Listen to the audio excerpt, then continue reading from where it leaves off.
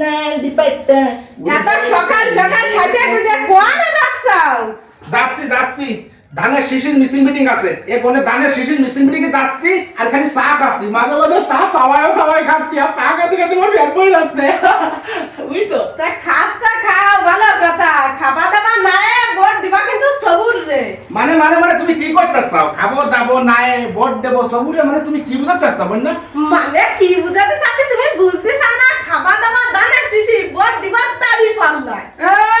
খাবো দাবো ধানের শিশির ভোট দেবো দাড়ি পাল্লাই কেন দাড়ি পাল্লাই তুমি ইন্টারেস্ট কেন এত ইন্টারেস্ট কিসের জন্য দাড়ি পাল্লাই আমি এত ইন্টারেস্ট সেই জন্যে দাড়ি পাল্লা যদি যেতে তা দাড়ি পাল্লা আছে ইসলামিক শরিয়ত মোতাবেক কাজ করে আর ইসলাম ধর্ম মানে কি শান্তির ধর্ম তাহলে শান্তি আর শান্তি এই জন্যই আমি এত ইন্টারেস্ট দাড়ি পাল্লা বলতেছি কি তা তুমি এত ইন্টারেস্ট কিসের জন্য দানের শিশি দানের শিশি আমি প্রত্যেকটা মিছিল মিটিং এ দিয়ে আমি যে জিলেপি খেয়ে ফেলেছি আর এই জিলেপি খেয়ে আমি কোনো বেইমানি করতে পারবো না বোন না